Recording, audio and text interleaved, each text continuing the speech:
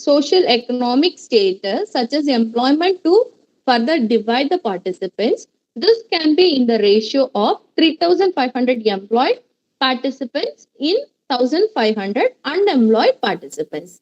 So the researcher can also use the subset participants so that 500 out of the 1,500 unemployed participants are fresh graduates. So the researcher can also use location to divide the participants. Let's say 500 participants per country. So this is in one examples of the quota samplings. So the next one is the judgment sampling or the purpose sampling. So the purpose sampling means the research select the sample with some specific purpose. So that means that is called the judgment sampling. So in the judgment sampling, the sample members are chosen only the basis of researchers' knowledge and judgment. It enables you to select cases that will best enable you to answer your research questions and to meet your objectives.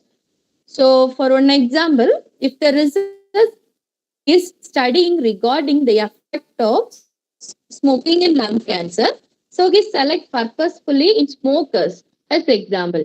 The person who's using cigarettes is taking the example for for this study. If we not select in non-smokers, but we select in non-smokers, the to affect the research.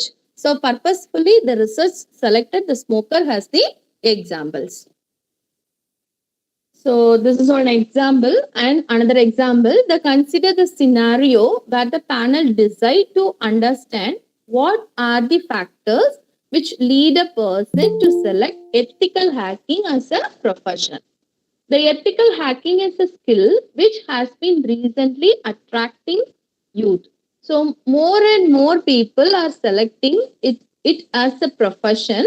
The researcher who's understand what ethical hacking is will be able to decide and who should from the sample to learn about it as a profession. So that is when the judgmental sampling is implemented, then research can easily filter out those participants who are be eligible to the part of the research sample. So the last method is snowball sampling. It is the sample is very difficulty to get. So it is purely based on referrals, and that is how the researcher is able to generate a sample. Therefore, this method is also used the chain referral sampling method. This sampling techniques can go on and on just like a snowball, increasing in size till the time a researcher has enough data to analyze to draw conclusive the research that can help an organization to make the informed informations. So the third person will refer another person. So this type is the chain referral sampling. So this method is called the snowball sampling. So in another example, for example, if obtaining the subject for a study that wants to observe a rare disease, a researcher may obtain to use snowball sampling since it will be difficult to obtain subjects.